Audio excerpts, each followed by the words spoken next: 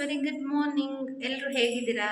I hope ಎಲ್ಲರೂ ಚೆನ್ನಾಗಿದ್ದೀರಾ ಅಂತ ಭಾವಿಸ್ತಾ ನಾನು ಕೂಡ ತುಂಬ ಚೆನ್ನಾಗಿದ್ದೀನಿ ಅಂತ ಹೇಳ್ತಾ welcome back to Lakshmi Lokesh YouTube channel guys. ಇವತ್ತು ಆ್ಯಕ್ಚುಲಿ ಹಳೇ ಮನೇಲಿ ಕೊನೆಯದಾಗಿ ಈ ಮನೇಲಿ ಲಾಸ್ಟ್ ಬ್ಲಾಗ್ ಅಂತ ಹೇಳಕ್ಕೆ ಇಷ್ಟಪಡ್ತೀನಿ. ಆ, ಈ ಮನೇಲಿ ತುಂಬ ಅಂದರೆ ತುಂಬಾ ಮೆಮೊರೀಸ್ ಇದೆ. ಏನು ಮಾತಾಡಬೇಕು ಅನ್ನೋದನ್ನು ಗೊತ್ತಾಗ್ತಾಯಿಲ್ಲ. ಒಂದು ಸ್ವಲ್ಪ ಇಮೋಷ್ನಲ್ ಕೂಡ ಆಗುತ್ತೆ. ಅಷ್ಟು ಮೆಮೊರೀಸ್ ಇದೆ, ಅಷ್ಟು ಒಳ್ಳೆಯದಾಗಿದೆ. ಇವತ್ತು ಈ ಮನೆಯಿಂದ ಇನ್ನೇನು ಅವರಿಗೆ ಕೀ ಕೊಟ್ಟು ಕೀ ಕೂಡ ತಗೊಂಡು ಬಂದಿದ್ದೀನಿ. ಕೀ ಕೂಡ ಕೊಟ್ಟು ಇವತ್ತು ಖಾಲಿ ಮಾಡಿ ಹೊರಡಬೇಕು. ಮೊನ್ನೆನೇ ಭಾವ ಎಲ್ಲರೂ ಇದ್ದಾಗಲೇ ಎಲ್ಲ ಐಟಮ್ಸು ಶಿಫ್ಟ್ ಮಾಡಿಕೊಟ್ಟು ಅವರು ಕೂಡ ಬೆಂಗಳೂರಿಗೆ ಹೋಗಿದ್ದಾರೆ. ಈಗ ಹೊಸ ಮನೇಲಿ ಇನ್ನೂ ಬ್ಲಾಗ್ ಸ್ಟಾರ್ಟ್ ಮಾಡಿಲ್ಲ. ನಾನು ಹೊಸ ಮನೆಯಲ್ಲೂ ಕೂಡ ಬ್ಲಾಗ್ ಸ್ಟಾರ್ಟ್ ಮಾಡ್ತೀನಿ, ಏನೇನಾಯಿತು ಅಂತ ಅದನ್ನು ಕೂಡ ಕಂಪ್ಲೀಟ್ ಬ್ಲಾಗ್ ನೆಕ್ಸ್ಟ್ ಶೇರ್ ಮಾಡ್ತೀನಿ. ಇನ್ನು ಈ ಮನೆಯಲ್ಲಿ ಮೆಮೊರೀಸ್ ಏನೇನಿದೆ ಅಂತ ಫಸ್ಟ್ ಶೇರ್ ಮಾಡ್ಕೊಬಿಡ್ತೀನಿ. ಯಾವತ್ತೇ ಆದ್ರೂ ಕೂಡ ಖಾಲಿ ಮಾಡ್ಕೊಂಡು ಹೋಗಿದ ತಕ್ಷಣ ಇದು ನಮ್ಮನ್ನೇ ಎಲ್ಲ ಮುಗ್ದೋಯ್ತು ಅದು ಏನೋ ಅಂತ ಕೆಲವರು ಕೊಡ್ತಾರೆ, ಎಲ್ಲರೂ ಕಮೆಂಟ್ ಮಾಡ್ತಾರೆ ಅಂತ ಹೇಳಲ್ಲ, ಕೆಲವೊಬ್ಬರು ಕೊಡ್ತಾರೆ. ಬಟ್ ನನಗೆ ಈ ಮನೆಗೆ ಬಂದಮೇಲೆ ತುಂಬಾ ಒಳ್ಳೆಯದಾಗಿದೆ.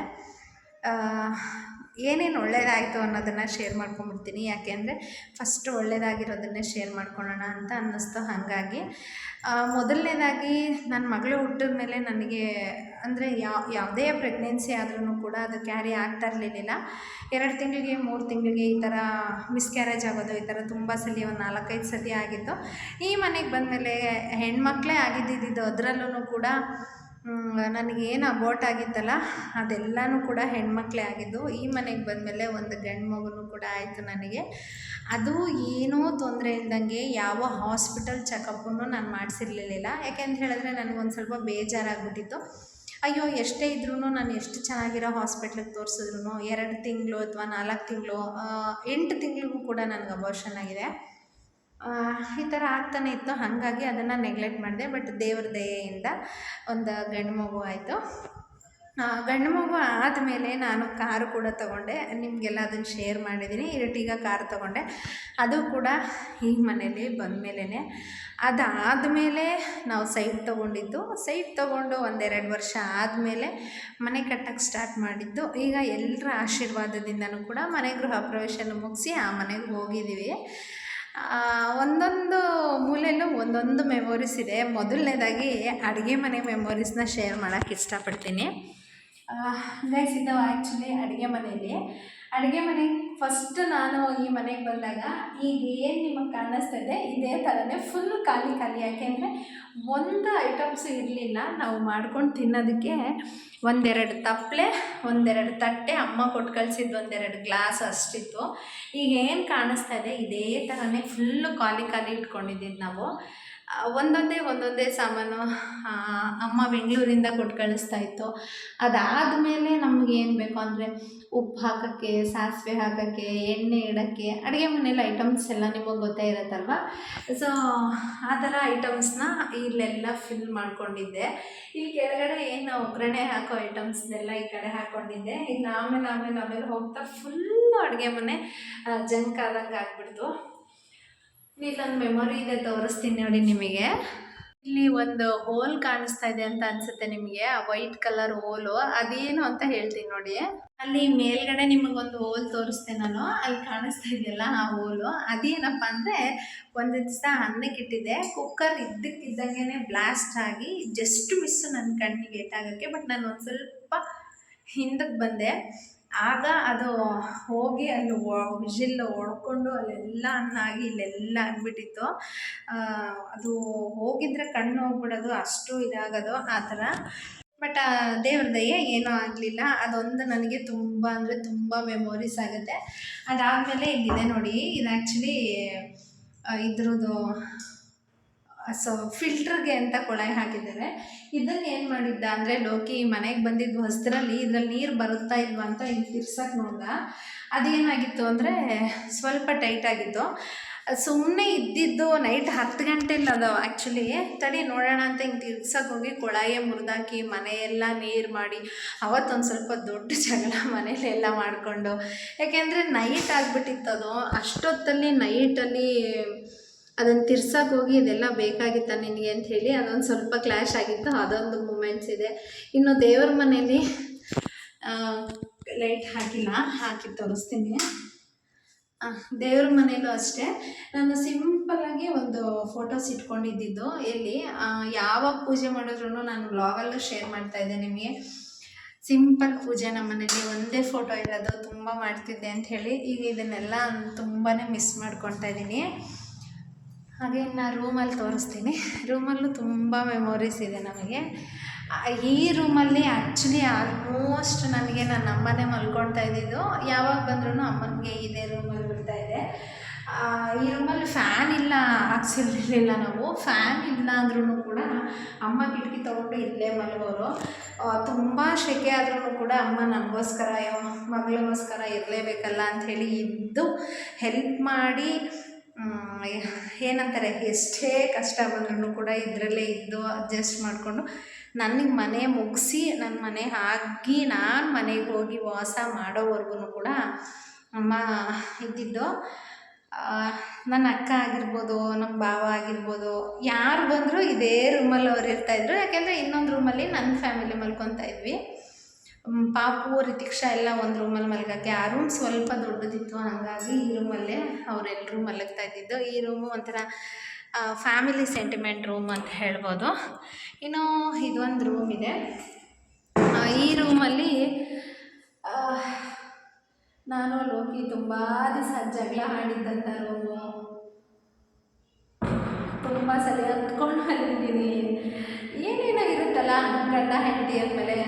ಇನ್ನು ಇಲ್ಲಿ ನೋಡ್ತಾ ಇರ್ಬೋದು, ಬಳೆ ಕೂಡ ತಗೊಂಡು ಹೋಗಿಲ್ಲ ಇನ್ನು. ಬಳೆ ಸ್ಟ್ಯಾಂಡು ಕೂಡ ಅಲ್ಲೇ ಇದೆ. ನಾನು ಏನು ಮಾತಾಡ್ತಿದ್ರು ಕೂಡ ವಾಯ್ಸ್ ಎಕೋ ಬರ್ತಾಯಿದೆ. ಅಲ್ಲಿ ನೋಡ್ತಿರ್ಬೋದು, ಬಳೆ ಸ್ಟ್ಯಾಂಡು ಕೂಡ ಇಲ್ಲೇ ಇದೆ. ಲೋಕಿ ಬಂದಮೇಲೆ ತೊಗೊಂಡು ಬರೋದಕ್ಕೆ ಹೇಳಬೇಕು ಅದನ್ನು. ಅದರಲ್ಲಿರೋದು ಆಲ್ಮೋಸ್ಟ್ ರಿಡಿಕ್ಷನ್ ಬಳೆಗಳೇ. ಇನ್ನು ಈ ಡ್ರೆಸ್ಸಿಂಗ್ ಟೇಬಲ್ ಇಟ್ಕೊಂಡಿದ್ದೆ ಈ ಮೂಲೆಯಲ್ಲಿ. ಈ ಕಾರ್ನರಲ್ಲಿ ಬೀರು ಇಟ್ಕೊಂಡಿದ್ದು, ಅದ್ರ ಪಕ್ಕ ಡ್ರೆಸ್ಸಿಂಗ್ ಟೇಬಲು. ಇಲ್ಲಿ ದೊಡ್ಡದೊಂದು ಮಂಚ ಹಾಕ್ಕೊಂಡಿದ್ವಿ ನಾವು. ಮೆಮೊರಲ್ ಅದು. ಆಮೇಲೆ ಇನ್ನೊಂದೇನು ಅಂದರೆ, ಈ ರೂಮಿಗೆ ಆ್ಯಕ್ಚುಲಿ ನಾವು ಫಸ್ಟ್ ಇದ್ದಿದ್ದು ನಮ್ಮದು ಒಂದು ಚಿಕ್ಕದ ಮಂಚ. ಋತ್ವಿಕ್ ಹುಟ್ಟಿದ ಮೇಲೆ ಇಬ್ಬರು ಮಕ್ಕಳದ್ದು ಚಿಕ್ಕ ಮಂಚ ಸಾಲಲ್ಲ ಅಂತ ಹೇಳಿ ಅದನ್ನು ಕೂಡ ಈ ಮನೆಗೆ ಬಂದ್ಮೇಲೆ ದೊಡ್ಡದು ಫ್ಯಾಮಿಲಿ ಕಾಟ್ ಮಾಡಿಸ್ಕೊಂಡಿರೋದು. ಅದೊಂದು ಮೆಮೊರಿ ಇದೆ ಈ ರೂಮಲ್ಲಿ. ಇನ್ನು ಹಾಲಲ್ಲಿ ತೋರಿಸ್ತೀನಿ ಬನ್ನಿ. ಎಲ್ಲ ಕಡೆ ಒಂದೊಂದು ಸ್ವೀಟ್ ಮೆಮೊರೀಸು. ಇಲ್ಲಿ ಫ್ರಿಜ್ ಇಟ್ಕೊಂಡಿದ್ದೆ ನಾನು, ಅದು ಕೂಡ ಇವಾಗ ಎಲ್ಲ ಖಾಲಿ ನಡೀತಾ ಇದೆ. ಇನ್ನೇನಿದು ಕಂಪ್ಲೀಟ್ ಇದೆ ಹಾಲಲ್ಲಿ ನಮ್ಮ ಮನೇಲಿ ನಾನು ಆಗಲೇ ಹೇಳಿದೆ, ಕಿಚನ್ ಯಾವ ರೀತಿ ಫುಲ್ ಖಾಲಿ ಇತ್ತೋ ನಮ್ಮ ಮನೆ ಹಾಲು ಕೂಡ ಈ ಮನೆಗೆ ಬಂದಿದ್ದು ಹೊಸದ್ರಲ್ಲಿ. ನಮ್ಮ ಹತ್ರ ಏನಂದರೆ ಏನೂ ಇರಲಿಲ್ಲ, ಫುಲ್ಲು ಖಾಲಿ ಇದ್ದಿದ್ದು ಈ ಮನೇಲಿ. ಈ ಮನೆಗೆ ಬಂದು ಹಾಲು ಉಗ್ಸಿ ಒಂದು ವಾರ ಆದಮೇಲೆ ಇಷ್ಟು ದೊಡ್ಡ ಮನೆ ಇದೆ, ಇಷ್ಟು ದೊಡ್ಡ ಮನೆಯಲ್ಲಿ ಏನೂ ಇಲ್ಲ ಅಂದರೆ ಹೇಗೆ ಅಂತ ಹೇಳಿ ನಾನು ಒಂದು ದಿವಾನ ತೊಗೊಂಡಿದ್ದೆ. ಆ್ಯಕ್ಚುಲಿ ಆ ದಿವಾನ ತೊಗೊಂಡಾಗ ಇಲ್ಲಿ ಹಾಕಿದ್ದೆ ನಾನು, ಇದೇ ಪ್ಲೇಸಲ್ಲಿ ಹಾಕಿದ್ದೆ. ಯಾಕೆಂದರೆ ಅಲ್ಲಿ ಸ್ವಿಚ್ ಇತ್ತು, ಇದು ಟಿ ವಿ ಇತ್ತು, ಮಲ್ಕೊಂಡು ನೋಡೋದಕ್ಕಾಗುತ್ತೆ ಅಂಥೇಳಿ ಈ ಪ್ಲೇಸಲ್ಲಿ ಹಾಕಿದ್ದೆ. ಇನ್ನು ಮಿಕ್ಕಿದ್ದೆಲ್ಲ ಫುಲ್ಲು ಈ ಥರ ಎಂಟೈರ್ ಹಾಲ್ ಫುಲ್ಲು ಖಾಲಿ ಇತ್ತು. ಒಂದ್ಸಲಿ ಹಾಲ್ ಯಾವ ಥರ ಇದೆ ಅಂತ ತೋರಿಸ್ತೀನಿ ನೋಡಿ. ಇರ್ಬೋದು, ಇನ್ನೂ ಒಂದು ಸ್ವಲ್ಪ ಐಟಮ್ಸ್ ಇಲ್ಲೇ ಇದೆ, ಬಟ್ ಅದನ್ನು ತಗೊಂಡು ಹೋಗಬೇಕು. ಈ ಥರ ಅಲ್ಲಿ ಆ ಮೂಲೆಯಲ್ಲಿ ಕಾರ್ನರಲ್ಲಿ ಫ್ರಿಜ್ ಇಟ್ಟಿದ್ದು, ಈ ಥರ ಫುಲ್ ಖಾಲಿ ಇತ್ತು. ಸೊ ಹಂಗಾಗಿ ಏನಿದೆ ಅಂಥೇಳಿ ಈ ಪ್ಲೇಸಿಗೆ ನಾನು ಒಂದು ದಿವಾನ್ ತಂದಿದ್ದು. ಯಾಕೆಂದರೆ ಟಿ ವಿ ಸ್ವಿಚ್ ಇಲ್ಲಿತ್ತಲ್ಲ, ಟಿ ವಿ ಇಲ್ಲ ಹಾಕ್ಕೊಂಡಿರೋದು, ಮಲ್ಕೊಂಡು ನೋಡ್ಬೋದು ಅಂತ. ನೋಡಿದ್ರಲ್ಲ ಹಾಲು ಕೂಡ ಎಷ್ಟು ದೊಡ್ಡದಾಗಿತ್ತು ಅಂತ. ಸೊ ನಾವು ಏನೇ ಆದ್ರೂ ಕೂಡ ಹಳೆದನ್ನು ಮರಿಬಾರ್ದಲ್ವ. ಹಾಗಾಗಿ ಈ ಮನೆಗೆ ಬಂದಮೇಲೆ ನಮಗೂ ಕೂಡ ತುಂಬ ಒಳ್ಳೆಯದಾಗಿದ್ದು. ಒಂದೊಂದೇ ನಾವು ಕೂಡ ಸಂಪಾದನೆ ಮಾಡಿದ್ದು. ಈ ಮನೆಯಿಂದನೇ ಮನೆ ಕಟ್ಕೊಂಡು ಹೊಸ ಮನೆಗೆ ಹೋಗಿರೋದು. ಈ ಮನೇಲಿ ಎಲ್ಲ ಸಾಮಾನು ಶಿಫ್ಟ್ ಆಗಿದೆ. ಇವತ್ತು ಈ ಮನೇಲಿ ಕೊನೆಯ ವ್ಲಾಗು. ತುಂಬ ಬೇಜಾರು ಕೂಡ ಆಗ್ತಾಯಿದೆ. ಯಾಕೆಂದರೆ ನಾನು ಆವಾಗಲಿಂದ ಹೇಳ್ತಾನೆ ಇದ್ದೀನಿ, ನಮಗೊಂದು ಜಾಗದಿಂದ ಒಳ್ಳೆಯದಾಗಿದೆ ಅಂತ ಹೇಳಿದರೆ ಅದನ್ನು ಯಾವುದೇ ಕಾರಣಕ್ಕೂ ಕೂಡ ಆ ಜಾಗನ ಮರಿಬಾರ್ದು ಅಂತ. ಈ ಮನೆಗೆ ಬಂದಾಗ ಗೈಸ್, ನೀವು ನಂಬ್ತಿರೋ ನಂಬಲ್ವೋ ಗೊತ್ತಿಲ್ಲ, ಐ ಸ್ವೇರ್ ಆಗಿ ಹೇಳ್ತಾ ಇದ್ದೀನಿ ನಾನಂತೂ ಬರೀ ಕೈಯಲ್ಲಿ ಈ ಮನೆಗೆ ಬಂದಿದ್ದು. ನಮ್ಮ ಹತ್ರ ಇವಾಗ ಒಂದು 10 ರೂಪಾಯಿನೂ ಇಟ್ಕೋಬೇಕು ಅಂದ್ರೂ ಕೂಡ ತುಂಬ ಕಷ್ಟ ಆಗೋದು. ಆ ಥರ ಸಿಚುವೇಷನಲ್ಲಿ ಈ ಮನೆಗೆ ನಾವು ನಂದು ಏನು ಒಡವೆ ಇತ್ತು ಆ ಒಡವೆನ ಅಡ ಇಟ್ಟು ಈ ಮನೆಗೆ ಲೀಸಿಗೆ ಬಂದಿದ್ದು. ಲೀಸಿಗೆ ಯಾಕೆ ಬಂದಿದ್ದು ಅಂತ ಹೇಳಿದ್ರೆ, ಬಾಡಿಗೆ ನಮಗೆ ಫಸ್ಟ್ ಇದ್ದಿದ್ದು ಮನೆ 2,500 ರೂಪಾಯಿ ಬಾಡಿಗೆ. ತಿಂಗಳಿಗೆ 2,500 ರೂಪಾಯಿ ಕಟ್ಕೊಂಡು ಆಗ್ತಾ ಇರಲಿಲ್ಲ ಮೇಂಟೈನ್ ಮಾಡೋದಕ್ಕೆ. ತಿಂಗಳು 2,200 ಸಾವಿರ ಹೆಂಗೆ ಕಟ್ಟೋದು? 2,500 ನೀರಿನ ಬಿಲ್ಲು, ಕರೆಂಟ್ ಬಿಲ್ಲು. ಆವಾಗ ರಿತಿಕ್ಷಾ ಒಬ್ಬಳೇ ಇದ್ದಿದ್ದು ಫಸ್ಟು ನಾನು ಮನೆ ಮಾಡಿದಾಗ. ರಿತಿಕ್ಷನ್ಗೆ ಆಗ 2 ವರ್ಷದ ಮಗು. ಅದು ಕಷ್ಟ ಆಗ್ತಾಯಿತ್ತು ಅಂತ ಹೇಳಿ ಬೇಡ, ನಾವು ಒಂದು ಮನೇನ ಲೀಸಿಗೆ ತೊಗೊಳೋಣ ಒಂದು 2 ಲಕ್ಷ 3 ಲಕ್ಷಕ್ಕೆ. ಆ ಲೀಸಿಗೆ ತೊಗೊಳೋದಕ್ಕೂ ಕೂಡ ಅಮೌಂಟ್ ಇರಲಿಲ್ಲ. ಬಾಡಿಗೆ ಸೇವ್ ಮಾಡಬೇಕು ಅಂತ ಹೇಳಿದರೆ ಲೀಸಿಗೆ ಹೋಗಲೇಬೇಕು ಅಂತ ಹೇಳಿ ನಾವೇನು ಮಾಡಿದ್ವಿ, ನನ್ನ ಒಡವೆ ಇರೋದನ್ನು ಬ್ಯಾಂಕಿಗೆ ಇಟ್ಬಿಟ್ಟು ನಾವು ಲೀಸಿಗಂತ ಬಂದ್ವಿ. ನಾವು ತಿಂಗ್ಳಿಗೆ ಏನೊಂದು 2,500 ರೂಪಾಯಿ ಕಟ್ತಾಯಿದ್ವಿ. ಅದೇ ದುಡ್ಡನ್ನ ಬ್ಯಾಂಕಲ್ಲಿ ಇವಾಗ ನಮ್ಗೆ ಆವಾಗ 3% 7% ಆಯಿತು ಗೈಸ್ ಒಡವೆಗೆ. 1,500 ಕಟ್ಟಿದ್ರೆ ಇನ್ನೂ 1,000 ಸೇವ್ ಆಗುತ್ತೆ ಬೇಡ ಅಂಥೇಳಿ ಆ ಒಂದು ಪ್ಲ್ಯಾನಿಂಗಲ್ಲಿ ನಾವು ಲೀಸಿಗೆ ಈ ಮನೆಗೆ ಬಂದಿದ್ದು. ಈ ಮನೆಗೆ ಬಂದು ಒಂದು 6 ತಿಂಗಳು ಸುಧಾರಿಸ್ಕೊಂಡ್ಮೇಲೆ ಲೋಕಿ ವ್ಯಾಪಾರಕ್ಕೆ ಹೋಗ್ತಾ ಒಂದು ದಿವಾನ ತೊಗೊಂಡಿದ್ದು, ಅಡುಗೆ ಮನೆಗೆ ಏನಾದರೂ ಐಟಮ್ಸ್ ಬೇಕು ಅಂದರೆ ಅಡುಗೆ ಮನೆಗೆ ತೊಗೊಂಡಿದ್ದು, ಅಥವಾ ಒಂದು ಮಂಚ ಮಾಡಿಸ್ಬೇಕು ಅಂದರೆ ನಾನು ಪ್ರೆಗ್ನೆನ್ಸಿ ಆದಮೇಲೆ ಹಾಸ್ಪಿಟ್ಲಿಗೆ ತೋರಿಸ್ತಾ ಇರೋ ದುಡ್ಡನ್ನ ನಾನು ತೋರಿಸ್ಲೇ ಇರಲಿಲ್ವಲ್ಲ, ಆ ತೋರಿಸ್ದೇ ಇಲ್ದಿರೋ ದುಡ್ಡನ್ನ ತೊಗೊಂಡು ಮಂಚ ಮಾಡಿಸ್ಕೊಂಡು ಈ ಥರ ಒಂದೊಂದೇ ಸೇವಿಂಗ್ಸ್ನ ನಾವು ಸ್ಟಾರ್ಟ್ ಮಾಡ್ಕೊಂಡು ಬಂದಿದ್ದು. ಅದಾದಮೇಲೆ ಸೋಫಾ ಸೆಟ್ ಅಮ್ಮನೇ ಕೊಟ್ಟು ಕಳಿಸಿದ್ರು, ಮತ್ತು ಫ್ರಿಜ್ಜು ಕೂಡ ಅಮ್ಮನೇ ಕೊಟ್ಟು ಕಳಿಸಿದ್ರು. ಈ ಮನೆ ಹೆಂಗಾಯಿತು ಅಂದರೆ ಬರ್ತಾ ಫುಲ್ ತುಂಬೋಯ್ತು. ಆ ಲೆವೆಲಿಗೆ ಆಯಿತು. ಈ ಮನೆಗೆ ಬಂದಮೇಲೆ ನಮಗೂ ಕೂಡ ತುಂಬ ಒಳ್ಳೆಯದಾಗಿದೆ. ನನ್ನ ತುಂಬ ಜನ ಗಂಡು ಮಕ್ಕಳಿಲ್ಲ ಅಂತ ಆಡ್ಕೊಂಡಾಗ ಒಂದು ಗಂಡು ಮಗು ಆಗಿದೆ. ಕಾರ್ ತೊಗೊಂಡ್ವಿ, ಸೈಟ್ ತೊಗೊಂಡಿದ್ದಾಯಿತು, ಮನೆ ಕಟ್ಟಿದ್ದಾಯಿತು. ದೇವ್ರ ದಯೆಯಿಂದ ಎಲ್ಲ ಆಗಿದೆ. ಈಗ ಏನಿದ್ರೂ ಮನೆ ಕಟ್ಟೋಕ್ಕೆ ನಾವೊಂದಷ್ಟು ಸಾಲ ಅಂತ ಮಾಡಿದ್ದೀವಲ್ವ, ಆ ಸಾಲನ ತೀರ್ಸೋದೊಂದಷ್ಟೇ ಬಾಕಿ ಇರೋದು. ನೋಡೋಣ, ಅದು ಕೂಡ ದೇವರು ಯಾವ್ಯಾವ ರೀತಿ ಕೈ ಹಿಡ್ಕೊಂಡು ಕರ್ಕೊಂಡು ಹೋಗ್ತಾನೋ ಆ ರೀತಿ ನಾವು ಕೂಡ ಹೋಗ್ಬೇಕಲ್ವ. ಎಲ್ಲನೂ ಕೂಡ ತಾಳ್ಮೆಯಿಂದ ಕಾಯಬೇಕು. ತಾಳ್ಮೆ ಇಲ್ಲ ಅಂದರೆ ಏನೂ ಆಗಲ್ಲ ಅಂತ ಅನಿಸುತ್ತೆ. ಕೆಲವೊಬ್ಬರು ತುಂಬ ಜನ ಹೆಣ್ಮಕ್ಳು ದಿಢೀರಂತ ನನಗೆ ಮನೆ ಆಗಿಬಿಡ್ಬೇಕು, ದಿಢೀರಂತ ಸೈಟ್ ಆಗಿಬಿಡ್ಬೇಕು, ದಿಢೀರಂತ ಒಡವೆ ಬರಬೇಕು ಅಂತ ಎಷ್ಟೊಂದು ಜನದ್ರಲ್ಲಿ ಜಗಳ ಆಗಿ ಸೂಸೈಡ್ ಅಟೆಂಪ್ಟ್ ಮಾಡಿರೋದು, ಸಾಯೋದು, ಇದನ್ನೆಲ್ಲ ನಾವು ನೋಡಿಕೊಂಡೇ ಬಂದಿದ್ದೀವಿ. ಬಟ್ ತಾಳ್ಮೆಯಿಂದ ಇದ್ದರೆ ನಿಜವಾಗ್ಲೂ ಒಳ್ಳೆಯದಾಗುತ್ತೆ. ತಕ್ಷಣಕ್ಕಂತೂ ಆಗಲ್ಲ. ಈಗ ನನ್ನ ಮದುವೆ ಆಗಿ 11ನೇ ವರ್ಷ ನಡೀತಾ ಇದೆ. 11 ವರ್ಷ ಆಗಬೇಕಾಗಿತ್ತು ನನಗೆ. ನಂದು ಒಂದು ಸ್ವಂತ ಮನೆ ಬೇಕು ಅಂದರೆ 11 ವರ್ಷ ಕಾಯ್ದಿರ ನಾನು ಮದುವೆ ಆಗಿದ್ದ ವರ್ಷವೇ ಬೇಕು ಅಂತ ನನಗಿದ್ರೆ ಮೇ ಬಿ ಯಾರೂ ಇಲ್ಲಿ ಇರ್ತಾ ಇರಲಿಲ್ಲ ಅನಿಸುತ್ತೆ. ಹುಡುಗನಿಗೂ ಟಾರ್ಚರ್ ಕೊಡೋಕ್ಕಾಗಲ್ಲ, ಹುಡುಗಿಗೂ ಟಾರ್ಚರ್ ಕೊಡೋಕ್ಕಾಗಲ್ಲ. ಆಮೇಲೆ ಇನ್ನೊಂದೇನಪ್ಪ ಅಂತ ಹೇಳಿದ್ರೆ, ಇದೆಲ್ಲದಕ್ಕೂ ಕಾರಣ ಇನ್ನೊಂದೇನೆಂದರೆ ನನ್ನ ಫ್ಯಾಮಿಲಿ ಅಂತ ನಾನು ಒತ್ತಿನೂ ಹೇಳೋಕ್ಕೆ ಇಷ್ಟಪಡ್ತೀನಿ. ಯಾಕೆಂದರೆ ನನಗೆ 10 ರೂಪಾಯಿ ಇಲ್ಲ ಅಂದ್ರೂ ಕೂಡ ಅವ್ರು ಹೆಂಗಾದರೂ ಕಷ್ಟಪಟ್ಟು ಅಡ್ಜಸ್ಟ್ ಮಾಡಿ ಕೊಟ್ಟಿರೋದೇ ನನಗೆ. ಅವರಿಲ್ಲ ಅಂದರೆ ಇವತ್ತು ನಾನು ಏನೂ ಅಲ್ಲ. ಅವರಿಲ್ಲ ಅಂದರೆ ಇವತ್ತು ನಾನೊಂದು ದೊಡ್ಡ ಝೀರೋ ಅಂತ ಹೇಳೋಕ್ಕೆ ನಾನು ಖುಷಿಪಡ್ತೀನಿ. ಯಾಕೆಂದರೆ ಬಂದಿದ್ದ ರೀತಿಯೇ ಆಗಲಿ ಅಥವಾ ನಮಗೊಬ್ಬರು ಸಹಾಯ ಮಾಡಿದ ರೀತಿಯೇ ಆಗಲಿ ಯಾವುದೂ ಮರಿಬಾರ್ದು. ನನ್ನ ಪ್ರಕಾರ ನನ್ನ ಅಮ್ಮ, ನನ್ನ ಅಕ್ಕಂದಿರು, ನನ್ನ ಭಾವಂದಿರು ನನಗಿಲ್ಲ ಅಂತ ಹೇಳಿದ್ರೆ ಅಮ್ಮನ ಹತ್ರ ಇಲ್ಲ ಅಂದರೆ ಅಕ್ಕನೋ, ಅಕ್ಕನ ಹತ್ರ ಇಲ್ಲ ಅಂದರೆ ತಂಗಿನೋ, ತಂಗಿ ಹತ್ರ ಇಲ್ಲ ಅಂದರೆ ಭಾವನೋ, ಈ ಥರ ನನಗೆ ಒಬ್ಬೊಬ್ಬರೇ ತುಂಬ ಜನ ಹೆಲ್ಪ್ ಮಾಡಿದ್ದಾರೆ. ಇವತ್ತು ಅವ್ರ ಭಿಕ್ಷೆಯಿಂದನೇ ನಾನು ಆ ಥರ ಇದ್ದೀನಿ ಅಂತ ಹೇಳೋಕ್ಕೆ ಇಷ್ಟಪಡ್ತೀನಿ. ಇನ್ನು ಸಾಲ ತೀರಿಸೋದೊಂದು ಬಾಕಿ ಇದೆ. ನೋಡೋಣ, ದೇವರು ನಮಗೂ ಕೂಡ ದುಡಿಯೋಕ್ಕೆ ಏನು ಶಕ್ತಿ ಕೊಡ್ತಾನೋ ಅದನ್ನು ಕೊಡಲಿ ಅಂತ ಹೇಳೋಕ್ಕೆ ಇಷ್ಟಪಡ್ತೀನಿ.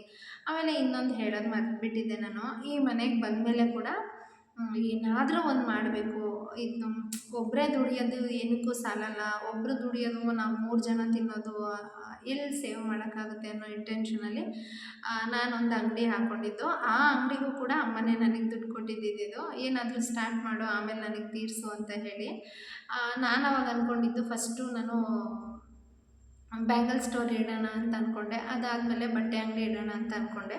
ಸೊ ಎರಡೂ ಕನ್ಫ್ಯೂಷನಲ್ಲಿದ್ದಾಗ ಸರಿ ಬೇಡ, ಬಟ್ಟೆ ಅಂಗಡಿನೇ ಫಸ್ಟ್ ಇಡೋಣ ಅಂಥೇಳಿ ಬಟ್ಟೆ ಅಂಗಡಿ ಇಟ್ಕೊಂಡೆ.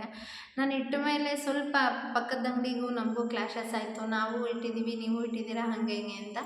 ನನಗಾಗ ಜಗಳ ಆಡೋ ಮನಸ್ಥಿತಿನೂ ಇರಲಿಲ್ಲ, ಜಗಳ ಆಡೋಕ್ಕೆ ನನಗೆ ಇಷ್ಟನೂ ಇರಲಿಲ್ಲ. ಆಪೋಸಿಟ್ ಅಂಗಡಿನೇ ಇನ್ನೊಂದು ಖಾಲಿ ಇತ್ತು.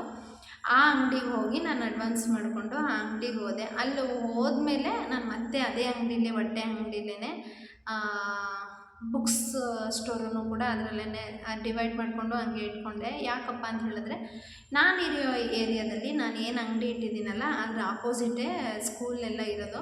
ಯಾವಾಗಲೂ ಬಟ್ಟೆ ತೊಗೊಳೋದಕ್ಕೂ ಬರಲ್ಲ, ಯಾಕೆಂದರೆ ಹಳ್ಳಿ ಅಲ್ವಾ ನಮ್ಮದು. ವಿಲೇಜಲ್ಲೆಲ್ಲ ನಾವು ಎಕ್ಸ್ಪೆಕ್ಟ್ ಮಾಡೋಕ್ಕಾಗಲ್ಲ. ದೊಡ್ಡ ದೊಡ್ಡ ಸಿಟಿ ಆದರೆ ಅಥವಾ ದೊಡ್ಡ ದೊಡ್ಡ ಏರಿಯಾ ಆದರೆ ಅಲ್ಲಿ ಹೋಗಿ ಬಟ್ಟೆನೋ ಮತ್ತು ಇನ್ನೊಂದೇನೋ ಆಗುತ್ತೆ ಅಂತ ಎಕ್ಸ್ಪೆಕ್ಟ್ ಮಾಡ್ಬೋದು. ಬಟ್ ನಾನಿರೋ ಏರಿಯಾ ಸ್ವಲ್ಪ ಹಳ್ಳಿ ಏರಿಯಾ ಅಲ್ವಾ ನಮ್ಮದು.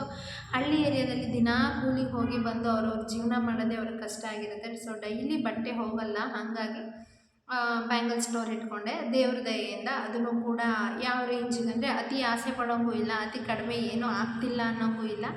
ಆ ರೇಂಜಲ್ಲಿ ನಮ್ಮ ಜೀವನಕ್ಕೆ ಎಷ್ಟು ಬೇಕೋ ಅಷ್ಟು ಹಾಕ್ಕೊಂಡು ಹೋಗೋಕ್ಕೆ ಚೆನ್ನಾಗಿ ಆಗ್ತಾಯಿದೆ. ಅಂದರೆ ಕೆಲವೊಂದು ಸಲ ಬಟ್ಟೆ ಹೋದಾಗ ಇದು ಹೋಗಿರುತ್ತೆ, ಚೆನ್ನಾಗಾಗುತ್ತೆ. ಕೆಲವೊಂದು ಸಲ ಬಟ್ಟೆ ಹೋಗಿರಲ್ಲ, ಬುಕ್ಸು, ಮಕ್ಕಳ ಐಟಮ್ಸು ಈ ಥರ ಹೋಗುತ್ತೆ.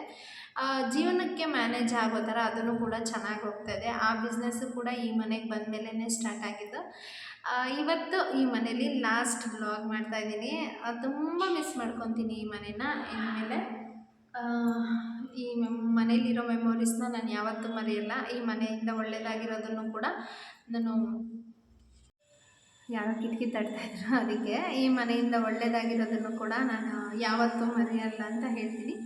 ಸೊ ಇವತ್ತಿನ ವ್ಲಾಗ್ ಇಲ್ಲಿಗೆ ಮುಗಿಸ್ತಾ ಇದ್ದೀನಿ ಗೈಸ್. ವಿಡಿಯೋ ಇಷ್ಟ ಆಗಿದೆ ಲೈಕ್ ಮಾಡಿ, ಶೇರ್ ಮಾಡಿ. ಹಾಗೆ ಇನ್ನೊಂದ್ಸಲ ಹೇಳ್ತಾ ಇದ್ದೀನಿ, ಈ ಮನೇನ ತುಂಬ ಮಿಸ್ ಮಾಡ್ಕೊತೀನಿ ಅಂತ ಹೇಳ್ತಾ ಇವತ್ತಿನ ವ್ಲಾಗ್ ಇಲ್ಲಿಗೆ ಮುಗಿಸ್ತಾ ಇದ್ದೀನಿ. ಇದೇ ರೀತಿ ಸಪೋರ್ಟ್ ಮಾಡ್ತಾಯಿರಿ. ಇನ್ನೂ ಯಾರ್ಯಾರು ನನ್ನ ಚಾನಲ್ನ ಸಬ್ಸ್ಕ್ರೈಬ್ ಮಾಡ್ಕೊಂಡಿಲ್ಲ, ಸಬ್ಸ್ಕ್ರೈಬ್ ಮಾಡ್ಕೊಂಡು ಸಪೋರ್ಟ್ ಮಾಡಿ ಅಂತ ಹೇಳ್ತಾ ಇಲ್ಲಿಗೆ ವ್ಲಾಗ್ ಮುಗಿಸ್ತಾ ಇದ್ದೀನಿ. Bye bye, take care, love you all.